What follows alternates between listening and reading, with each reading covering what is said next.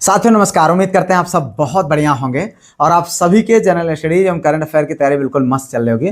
तो भैया आप जानते हैं सुबह के 7 बजे इस करंट अफेयर की क्लास में हम रेगुलर बेसिस पर आपके लिए लेकर आते हैं उन इंपॉर्टेंट क्वेश्चन को जो आपके एग्जाम के दृष्टिकोण से बेहद इंपॉर्टेंट है। अगर आप किसी भी प्रकार के गवर्नमेंट सर्विस के एग्जाम की तैयारी कर रहे हैं, टीजीटी वीजीटी सुपर टेट आरओ या फिर बीपीएससी टीआरई 4 जैसे जिस भी एग्जाम की तैयारी कर रहे हैं उनके लिए ये करंट अफेयर की श्रृंखला आपके लिए बेहद इंपॉर्टेंट है। ठीक है, तो अगर आप चाहते हो कि इनकी सारी पीडीएफ मिल जाए, इसके अतिरिक्त हम टेस्ट भी कराते हैं, उसमें भी आप पार्टिसिपेट कर सकें तो अपना ऐप है, लिंक डिस्क्रिप्शन में डाउनलोड करके उनको प्राप्त कर सकते हैं या फिर आप हमारे इस नंबर 9565272442 नंबर पर व्हाट्सएप के माध्यम से कांटेक्ट कर सकते हैं। आइए भैया शुरू करते हैं और लेते हैं पहला क्वेश्चन। बैडमिंटन प्रतियोगिता, ठीक है, बैडमिंटन प्रतियोगिता थॉमस कप पुरुष 2026 का विजेता कौन सा देश बना? ठीक है, आप जानते हैं हम आपके बिल्कुल टू द पॉइंट आपके सिलेबस के अकॉर्डिंग लेकर के चल रहे हैं। राष्ट्रीय अंतर्राष्ट्रीय यूपी स्पेशल करंट अफेयर और उसके साथ साथ खेल एवं चर्चित पर्सनालिटी में कि क्वेश्चन को यहाँ पर हम शामिल करते हैं। तो इसमें देखिए पहला खेल का क्वेश्चन आपको मिल गया। ठीक है, which country become the winner of the badminton tournament Thomas cup 2026? Indonesia, चीन, भारत, जापान, इनमें से कोई नहीं। मतलब आपको बताना है 4 विकल्पों में से। तो सही विकल्प है भैया यहाँ पर चाइना। जी हाँ मेरे भाई, मैं बार बार कहता हूँ क्वेश्चन के आंसर अगर पता रहे तो आप कमेंट में जरूर लिखिए, अगर ना पता रहो मेरे बताने के बाद लिखिए, लेकिन लिखिए जरूर। ठीक है, अब यहाँ पर देखिए थॉमस कप 2026 का विजेता कौन रहा? चीन रहा। चीन ने किसको हराया? फ्रांस को हराया। किसको हराया? फ्रांस को हराया। ठीक है, कितने से हराया? 3-1 से हराया। तो इतना आप जान ले। इसके आयोजन कब हुआ था? 24 अप्रैल। ठीक है, 24 अप्रैल जो है 2026 से 3 मई 2026 तक इसका आयोजन हुआ था। ठीक है, तो ये आप ध्यान रखें। अब अगर हम बात करें तो ये थॉमस कप का 34वां संस्करण था। कौन सा?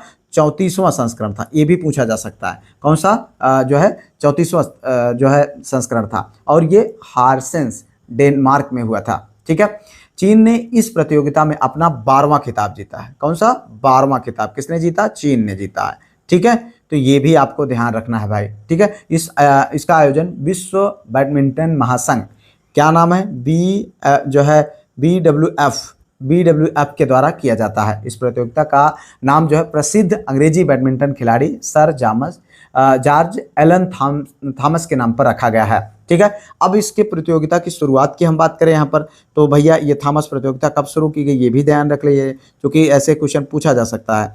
तो यहाँ पर अगर इसकी शुरुआत की बात करें तो 1948, ठीक है, 1949 में इसकी शुरुआत हुई थी, 1948-49 में। ठीक है, तो इसका आयोजन की बात करें तो मतलब हर 2 साल के मतलब 2 साल के अंतराल पर इसका किया जाता है। ठीक है, अब उप विजेता कौन बना? फ्रांस बना। अब अगर हम अपने भारत देश की बात करें तो कांस्य पदक जीता था भारत और डेनमार्क ने। ठीक है, अब यहाँ पर इतना हो गया। अब इंडोनेशिया के बारे में थोड़ा सा देख लीजिए। इंडोनेशिया थॉमस कप के इतिहास में की सबसे सफल टीम है। ठीक है, इसने अभी तक 14 बार जीता है।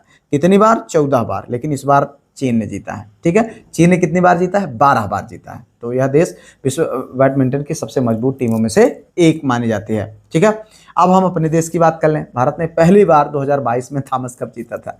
मतलब पहली बार भारत कब जीता था? 2022 में। भारत का मतलब बहुत अच्छी स्थिति नहीं रही। 2014 के फाइनल में जापान ने मलेशिया को 3-2 से हराया था और जापान ने पहले मतलब लास्ट टाइम कब जीता था? 2014 में जीता था। ठीक है, तो इतना आपको ध्यान रखना है भाई। आगे बढ़ते हैं यहाँ पर अगला क्वेश्चन। भारत का पहला राष्ट्रीय एआई और डिजिटल जल शिखर सम्मेलन 2026 कहाँ आयोजित किया हुआ? नई दिल्ली, बेंगलुरु, हैदराबाद और पुणे। तो भाई इसका आंसर आप फटाफट लिख दीजिए अगर आपको आंसर पता हो तो। ठीक है, ना पता हो मेरे बताने के बाद लिखिए, लेकिन लिखिए जरूर। ठीक है, यहाँ पर देखिए जो सही विकल्प है वो है बेंगलुरु। हम आपको आश्वस्त कर दें मेरे भाई, बहुत जल्द अपना जो है स्टूडियो यानी स्मार्ट बोर्ड सारी चीज़ें हम आप सभी के कहने पर जो है सारा व्यवस्था कर रहे हैं। तो थोड़ा सा पेशेंस रखिए। उसके बाद हम रेगुलर बेसिस पर लाइव क्लासेस और टॉपिक वाइज क्लासेस, उसके साथ साथ पूरा डिस्क्रिप्टिव क्लासेस, प्रैक्टिस, सब कुछ बहुत बेहतरीन तरीके से करेंगे आपके सिलेबस के अकॉर्डिंग। हम पहले उसका जो है टॉपिक वाइज पढ़ेंगे, उसके जो कि हम ऐप जो है ऐप पर पढ़ेंगे, उसके बाद जो है प्रैक्टिस भी करेंगे। ठीक है, तो एकदम आपके लिए ये 90 नंबर यानी 30 क्वेश्चन जो आपके हैं इसकी पूरी रिस्पॉन्सिबिलिटी हमारी है। बस आप भरोसा करके लगातार आप जुड़ करके पढ़ते रहिए। ठीक है, और आप इन जो सेशंस हैं इनको शेयर करते रहिए अपने दोस्तों में, जिससे ज़्यादा से ज़्यादा लोग फ़ायदा उठा सकें और मैं भी ठीक है, तो आप इतना समझ लीजिए, जितने भी लोग फ़ायदा उठाएंगे उतना ही अच्छा लगेगा मुझे भी। यहाँ पर देखिए, भारत का पहला राष्ट्रीय एआई और डिजिटल जल शिखर सम्मेलन की बात करें तो ये 2026 में कब हुआ था? 2026 में बेंगलुरु में हुआ था। ठीक है, बेंगलुरु कहाँ पर है? कर्नाटक में स्थित है। यह भारत का जो है प्रमुख सूचना प्रौद्योगिकी तकनीकी केंद्र है। सम्मेलन का मुख्य उद्देश्य जो है एआई और डिजिटल तकनीक के माध्यम से जल प्रबंधन को बेहतर बनाना है। ठीक है, तो इतना ध्यान रखें। इसमें जो है AI, internet of things, digital तकनीक और डेटा विश्लेषण उपयोग पर चर्चा हुई। जल आपूर्ति, निगरानी, संरक्षण और शहरी जल प्रबंधन में जो है नई तकनीकों के प्रयोग पर जोर दिया गया है। ठीक है, तो अब इसके बाद हम बात करेंगे नई दिल्ली पर। तो आप जानते हैं हमारा राजधानी नई दिल्ली है, और यहाँ पर जो है केंद्र और मतलब केंद्र सरकार और प्रमुख मंत्रालय और संस्थान यहाँ पर हैं। यहाँ अनेक राष्ट्रीय अंतर्राष्ट्रीय सम्मेलन भी आयोजित होते हैं जो है। लेकिन राष्ट्रीय एआई एवं डिजिटल जल शिखर सम्मेलन की बात करें तो कहाँ पर हुआ था? जो है बेंगलुरु में। अब हैदराबाद की बात करें तो किसकी राजधानी हैदराबाद भाई? तेलंगाना की है। ठीक है, तेलंगाना की है, तेलंगाना की राजधानी हैदराबाद है। और यह जो है भारत का प्रमुख सूचना प्रौद्योगिकी और जैव प्रौद्योगिकी केंद्र है। कौन? ये हैदराबाद। ठीक है, तो इसको आप ध्यान रखना, इसे भारत के प्रमुख तकनीकी शहरों में से गिना जाता है। अब यहाँ पर बचा है पुणे। पुणे के भी बारे में थोड़ा सा देख लें भाई, नहीं पुणे नाराज हो जाएगा। ठीक है, तो ये महाराष्ट्र में स्थित है। महाराष्ट्र का एक बहुत ही प्रमुख शहर है। यहाँ शिक्षा, अनुसंधान और जो है सूचना प्रौद्योगिकी के लिए फेमस है। पुणे को महाराष्ट्र का प्रमुख शैक्षणिक एवं तकनीकी केंद्र माना जाता है। ठीक है, चलो भाई, अब यहाँ पर देखिए अशोक कुमार लाहिड़ी के संबंध में निम्नलिखित कथनों पर विचार कीजिए। देखिए अब चर्चित पर्सनालिटी देखने को मिल गया। जो है इनका नियुक्ति 25 अप्रैल 2026 को केंद्र सरकार ने इन्हें नीति आयोग का चौथा उपाध्यक्ष नियुक्त किया। ठीक है, वे भारत के 12वें मुख्य आर्थिक सलाहकार रह चुके हैं। वे 15वें वित्त आयोग के सदस्य भी रह चुके हैं। ठीक है, तो अब देखो यहाँ पर आपको बताना है केवल 1 2 2 3 और 1 2 और 1 2 3। तो इसमें आपको बताना है कौन विकल्प आपका सही होगा। तो देखें, जो सही विकल्प है मित्र वो आपको बताना है। ठीक है, सही विकल्प की बात करें तो यहाँ पर भैया 1 2 3 यानी ए भी सही और ए भी सही। ठीक है, अशोक कुमार लाहिड़ी एक बहुत ही चर्चित पर्सनालिटी है। इन्होंने प्रसिद्ध भारतीय अर्थशास्त्री हैं। इन्होंने अप्रैल 2026 में उन्हें नीति आयोग का उपाध्यक्ष चुना गया था। ठीक है, नियुक्त किया गया था, चुना नहीं। ठीक है, वे भारत सरकार के मुख्य आर्थिक सलाहकार CEA। ठीक है, और उसके बाद वे 15वें वित्त आयोग के सदस्य भी रहे। उन्होंने अंतर्राष्ट्रीय मुद्रा कोष IMF, ठीक है, IMF और एशियाई विकास बैंक ADB जैसी संस्थाओं में भी कार्य किया है। वे सार्वजनिक वित्त और आर्थिक नीति के विशेषज्ञ माने जाते हैं। तो इतना आप यहाँ पर जानते रहें भैया। आगे देखो, यहाँ पर केंद्रीय उपोष्ण संस्थान स्थित है। अरे बाप रे, का आम है भाई, झांसी, सहारनपुर, लखनऊ और वाराणसी। ठीक है, तो ये आम देखो भाई, मुंह में पानी आ गया। तो यहाँ पर जो सही विकल्प है आपको बताना भैया, क्या पूछा जा रहा है? केंद्रीय उपोष्ण संस्थान कहाँ पर है? लखनऊ। जी हाँ, अगर हम बात करें तो लखनऊ जो है केंद्रीय उपोष्ण बागवानी संस्थान CISH जो है लखनऊ में स्थित है। यह भारतीय कृषि अनुसंधान परिषद ICAR के अंतर्गत कार्य करता है। ठीक है, इसका मुख्य जो है परिषद की बात करें रहमान खेड़ा, कहाँ पर? रहमान खेड़ा कहाँ पर? लखनऊ में है। लखनऊ में रहमान खेड़ा, लखनऊ। ठीक है, तो इसको आप ध्यान रखें। और यहाँ पर इसकी स्थापना की बात करें तो कब हुआ था भैया? ये हुआ था 1972 में। कब? 1972 में केंद्रीय आम अनुसंधान केंद्र के रूप में हुआ था। ठीक है, तो यहाँ पर देख लीजिए पके पके आम। और उसके बाद में इसे जो है केंद्रीय उपोष्ण बागवानी संस्थान का स्वरूप दिया गया। और संस्थान का प्रमुख कार्य जो है उपोष्ण कटिबंधीय फलों और बागवानी फसलों का अनुसंधान करना। प्रमुख फसलों की बात करें यहाँ पर तो आम है, अमरूद है, जो है ये सब यहाँ पर होती हैं। ठीक है, चलो अब यहाँ पर कुछ हम जान लें झांसी के बारे में। तो झांसी भैया बुंदेलखंड का एक बहुत ही मतलब ऐतिहासिक शहर है, रानी लक्ष्मीबाई का शहर है। सहारनपुर की बात करें तो पश्चिमी भारत में स्थित है। ठीक है, अपने काष्ठ शिल्प के लिए प्रसिद्ध है सहारनपुर। किसके लिए? काष्ठ शिल्प के लिए। काष्ठ शिल्प के लिए प्रसिद्ध है भाई, ध्यान रखना। ठीक है, तो इसको आप ध्यान रख लें। अब उसके बाद बनारस हमारा जो है एक धार्मिक एवं सांस्कृतिक है। काशी और बनारस के नाम से इसको जाना जाता है। भारत और फ्रांस के बीच 8वीं समुद्री सहयोग वार्ता का आयोजन कहाँ किया गया? वेयर वाज द 8th जो है maritime cooperation dialogue held between India and French. ठीक है, अब देखिए यहाँ पर नई दिल्ली, मार्सिले, पेरिस और मुंबई। तो देखिए 4 विकल्प है, इनमें से आपको सही आंसर बताना है मेरे भाई। सही विकल्प है पेरिस। हाँ, अगर हम बात करें पेरिस भारत और फ्रांस के बीच 8वीं समुद्री सहयोग वार्ता का आयोजन पेरिस, जो कि कहाँ पर है, फ्रांस में हुआ था। यह वार्ता 20 मई 2026 को, कब, ध्यान रखना भाई, 20 मई 2026 को हुआ है। कब, 20 मई 2026 की। इसमें दोनों देश के बीच समुद्री सुरक्षा और सहयोग को मजबूत करने के लिए चर्चा की गई। समुद्री डकैतों और समुद्री आतंकवाद जैसे मुद्दों पर चर्चा हुई यहाँ पर, और जो है मादक पदार्थों की तस्करी और अवैध मछली पकड़ने जैसे मुद्दे को भी चर्चा हुई है। हिंद महासागर क्षेत्र में सहयोग को मजबूत करने पर जोर दिया गया।